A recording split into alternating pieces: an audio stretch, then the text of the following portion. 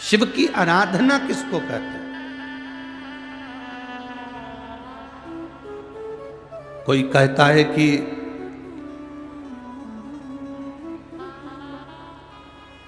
क्यों भटक रहे हो, क्यों जा रहे हो यहां वहां। हम कहते हैं तुम भटको भी मत, कहीं मत जाओ।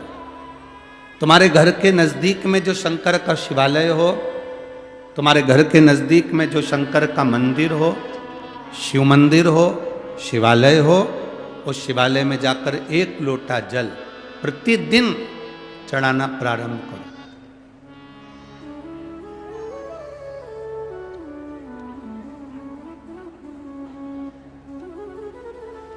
जो प्रतिदिन भगवान शंकर के मंदिर में एक लोटा जल समर्पित करता है, उसका हाथ महादेव पकड़ लेता है, फिर ऐसे ही नहीं छोड़ता, उसको मंजिल तक पहुंचाकर छोड़ता है।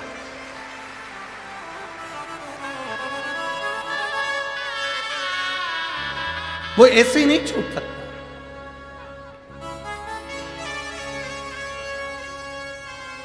आपने अगर उस पर भरोसा करा है, हां थोड़ा कष्ट हो सकता है, थोड़ी तकलीफें आ सकती है, थोड़ा दुख आ सकता है, जिंदगी में थोड़े थोड़े तकलीफें हर मनुष्य के जीवन में आती है। कोई संत, कोई साधु, कोई गुरु, कोई ब्राह्मण, कोई बहुत बहुत बड़ा महाराज भी अगर तुमको कह दे कि उसकी जिंदगी में दुख नहीं है, तो समझ लेना कि झूठ बोल रहा।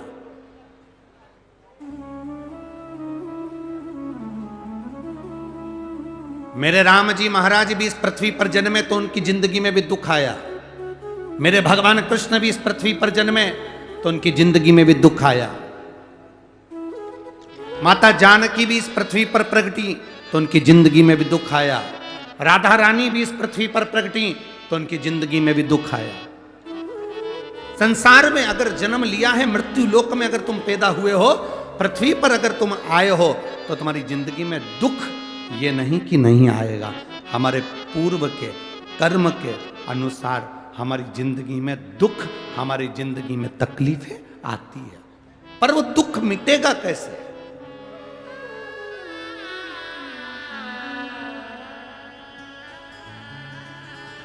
राम जी का दुख कैसे मिटा था?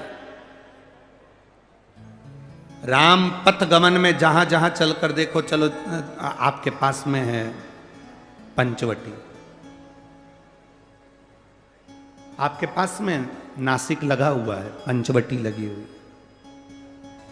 ये कथा 19 तारीख को पूर्ण हो जाएगी। 21 तारीख को नासिक में माता गोदावरी के तट पर पंचवटी में 5 दिवसीय कार्तिक महीने में कथा लोगों को श्रवण करने के लिए भक्तों को मिल जाएगी। आपके नजदीक में लगी है पंचवटी, चलो जाओ। जितने राम जी महाराज अयोध्या से लंका तक गए, उसके बीच में जितने राम जी के मंदिर नहीं है, उससे अधिक शंकर जी के मंदिर हैं। उसका कारण केवल एक है, राम जी जहां रुकते थे वहां शंकर भगवान के शिवलिंग की स्थापना करते थे, पूजन करते थे, और वहां से फिर आगे बढ़ते थे, फिर आगे बढ़ते थे, फिर आगे बढ़ते थे। बिना शंकर की आराधना के, बिना शंकर भगवान को एक लोटा जल चढ़ाए बिना मेरे राम जी महाराज आगे बढ़ते ही नहीं थे। भगवान कृष्ण के जीवन का चरित्र उठाकर देखो। मेरे ठाकुर जी का नियम था, एक लोटा जल चढ़ाए बिना कृष्ण आगे बढ़ते नहीं थे। श्री दशरथ जी महाराज के जीवन चरित्र को उठाकर देखिए।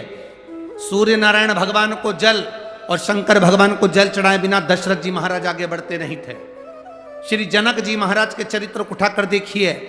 एक लोटा जल चढ़ाए बिना जनक जी महाराज अपनी सभा में नहीं जाते थे।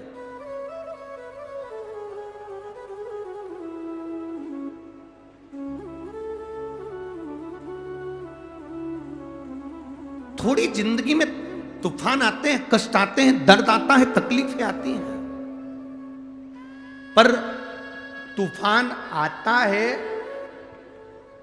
तो पता चलता है ना कि मजबूती कितनी है। अभी पता चला, चला कि नहीं चला? अरे बोलो तो जम के। पता चला ना कि मजबूती कितनी है। ये हवा चलती है, तूफान आता है, तब पता चलता है मजबूती कितनी है।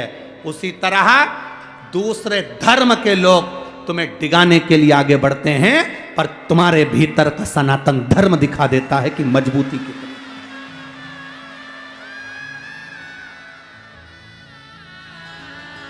छत्रपति शिवाजी महाराज,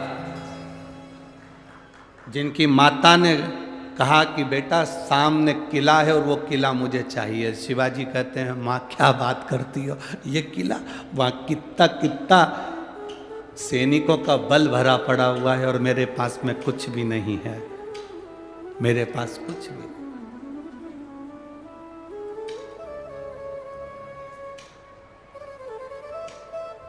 जीजाबाई के शब्द जब श्रवण किए,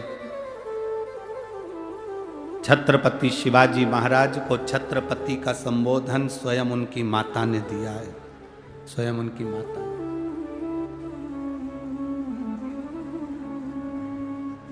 कह दिया जीजाबाई, सामने जो किला है वो मेरा है, तुझे मालूम है? हाँ मां, मैंने सुना है, ये किला अपना है, फिर कब्जा दूसरे का है। छत्रपति शिवाजी ने कहा बहुत भारी सेना है उसके पास में, बहुत बल है उसके पास में, सेना प्रबल है उसके पास में, मेरे पास इतनी सेना नहीं है।